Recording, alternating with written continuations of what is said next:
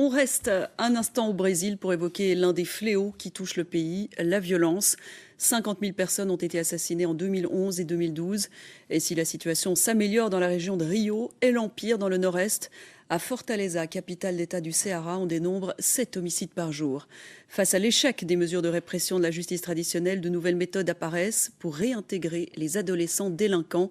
C'est un reportage de nos envoyés spéciaux Serge Cheruot et Miguel Aquizzo. À Fortaleza, les vols, affaires de drogue et autres règlements de compte entre gangs gangrènent la vie des bidonvilles. Les auteurs ont en majorité entre 15 et 25 ans. Luam en a 18 et vit dans la favela de Castelo Encantado avec sa grand-mère. On a tué son père, il est resté avec sa mère. Puis sa mère l'a chassé. Et donc il vit avec moi depuis 3 ans. Je suis tout dans sa vie. Je suis sa mère, sa grand-mère. Je joue tous les rôles. Dans un tel contexte social et familial, difficile de ne pas céder à la tentation de l'argent facile. Le délit est vite commis. J'ai commencé par faire des petits vols il y a 2 ans. Et puis, il y a un peu plus d'1 mois, j'ai été arrêté par la police avec un couteau à la main. J'ai été frappé violemment, mis dans une voiture et amené au centre de tri. Le centre de tri, c'est là que les adolescents sont amenés. Ce touriste français a été victime d'un vol à la tire. L'un de ses agresseurs a été arrêté. Le plus souvent, le risque n'en vaut pas la chandelle.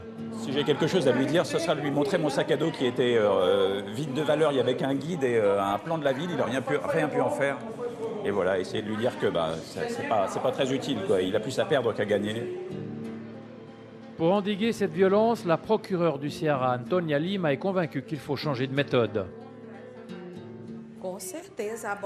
C'est sûr, la justice restaurative démontre que la politique répressive n'apporte aucune réponse positive. Il faut leur proposer des mesures d'éducation, les aider à modifier leur conduite.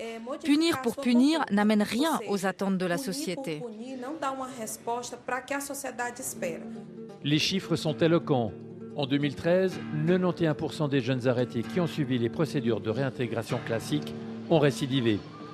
À Fortaleza et dans 4 autres États, Terre des Hommes est un acteur central dans le programme pilote de justice restaurative. À travers justement l'écoute de ces adolescents, à travers l'implication des principaux acteurs du système de justice, c'est possible. On responsabilise les adolescents à ces actes en lui proposant une réintégration auprès de sa communauté, de l'école et aussi de sa famille. Pendant 6 mois, Luam doit se rendre chaque jour dans un centre d'assistance pour jeunes. Il y fait des petits boulots, discute avec les différents partenaires du programme. Le plus important, c'est de réveiller chez le jeune une vision d'avenir, parce que parfois aussi l'opportunité d'un boulot, d'un apprentissage existe, mais le jeune n'en a pas conscience. En 15 ans, 40 millions de Brésiliens sont sortis de la pauvreté extrême. Le salaire moyen a doublé. Le défi qui reste à relever est à la dimension du pays et certains rêves semblent encore bien lointains. J'aimerais être mécano dans quelques années. Je m'imagine avec ma petite moto, ma petite maison, ma famille, c'est mon plus grand rêve.